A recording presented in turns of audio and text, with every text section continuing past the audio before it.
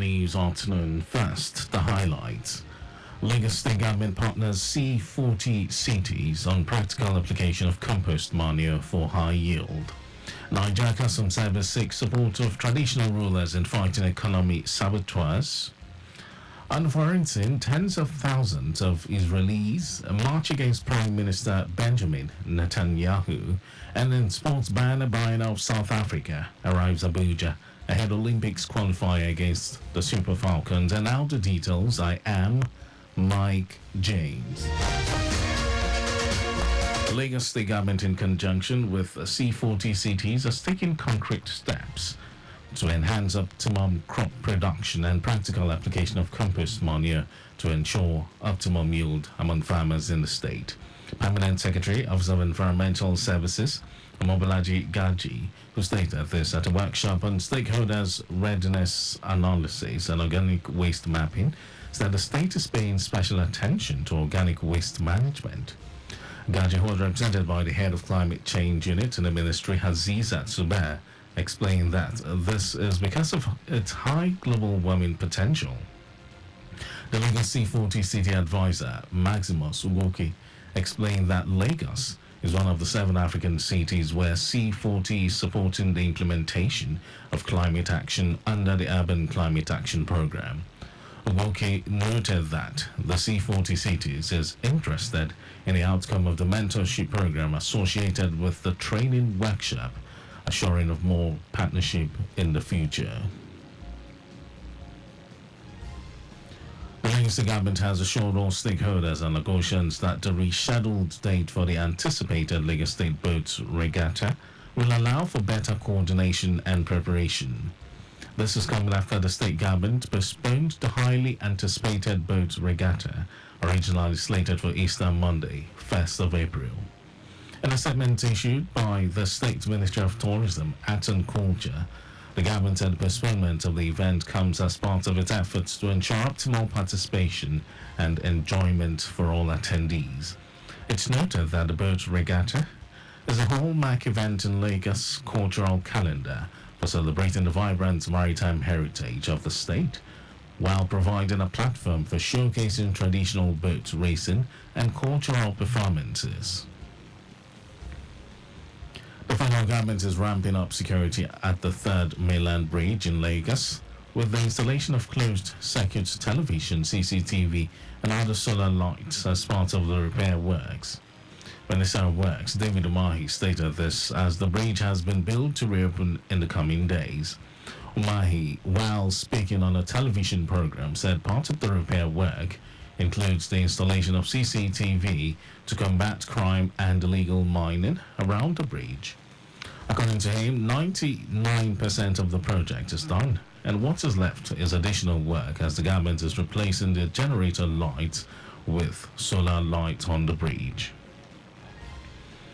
The Registrar Joint Admissions and Matriculation Board, Ishaq Oluide, has urged Nigerians to harness the vast endowment of the country to turn the situation around.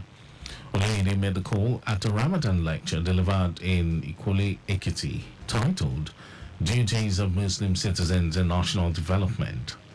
He called on Nigerians to exploit the country's agricultural potential, as the country is endowed with vast arable land, water and weather suitable for different crops across different regions. The JAMB Registrar, who was represented by the Provost, Federal College of Education, Iwo, Osun State, Rafiu Adebayo, tasked citizens to unite and bury ethnic bitterness. And now to the rest of the stories. The Nigeria Customs Service (NCS) has sought the support of traditional rulers in fighting smuggling activities and economic saboteurs of the nation. NCS Ogun Area 2 Controller BC Alade made the statement during his separate visit to the Alake and paramount ruler of Egba land, Oba Adedotun Gbadebo, and the Ogun State Commissioner of Police, Abiodun Alamutu. Alade pleaded with the State Commissioner of Police, Abiodun Alamutu, to help in sustaining the temper of collaborative efforts that could strengthen the security architecture of the country. Ogun State Commissioner of Police Abiodun Alamutu pledged the support of the police command to the new custom boss. On his part, Obadidotu Badibo said other traditional rulers across the state will always be ready to support all agencies of the government that are constitutionally empowered to play vital roles towards enhancing the socio-economic development of the country. Enugu State Police Command has announced the killing of 2 members of the Eastern Security Network, a security outfit of the Indigenous People of Biafra, IPOB, during a raid on their camp. The command spokesman, Daniel Ndukwe, in a statement said the fighters engaged policemen in a gun duel but bowed to superior firepower. According to him, some of the IPOB fighters escaped with gunshot wounds, calling on hospitals in Enugu State to be on the lookout and alert the police of any patient with gunshot wounds. The Enugu State Police Command reaffirmed its unwavering commitment to rid the state of unrepentant criminals. And over to some foreign news, tens of thousands of Israelis have marched in Jerusalem, calling for increased efforts to free captives held in Gaza and the removal of Prime Minister Benjamin Netanyahu. Demonstrators blocked a main city highway after rallying in front of the Israeli parliament, lighting fires and waving the national flag. Police used water cannons against the crowd, jostled and pushed protesters back as they shouted that Netanyahu must go. Pressure has been growing on the Prime Minister as opponents of his right-wing government have found common cause with the families of the 100 or more captives still held by the Palestinian group Hamas in Gaza. Meanwhile, before Israel's war on Gaza, Netanyahu had faced months of street protest over controversial judicial reforms. And over to sports news, African champions Banyana of South Africa has arrived at Abuja for the first leg of the 2024 Olympic Games qualifier against Super Falcons of Nigeria. Desiree Ellie's side arrived Nigeria early to continue preparations for the final round qualifier. The first leg of the final round qualifying fixture will be played at the Moshood Abiola Stadium, Abuja, on Friday. South Africa will then host Nigeria in the reverse fixture next week Tuesday in Pretoria. The overall winners will play in Group C at the Paris 2024 Olympics.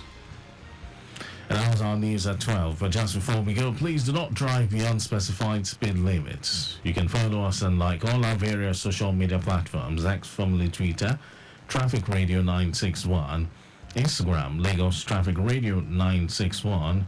Watch us live on Facebook, Lagos Traffic Radio 96.1 FM, and on YouTube.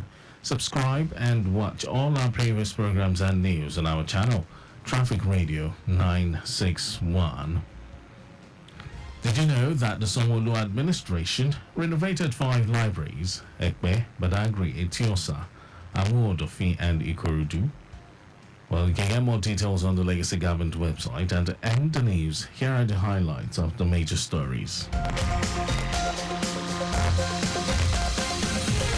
Lagos State Government, in conjunction with C40 cities, has taken concrete steps to enhance optimum crop production and practical application of compost manure to ensure optimum yield among farmers in the state. The Nigeria Customs Service (NCS) has sought the support of traditional rulers in fighting smuggling activities and economy saboteurs of the nation.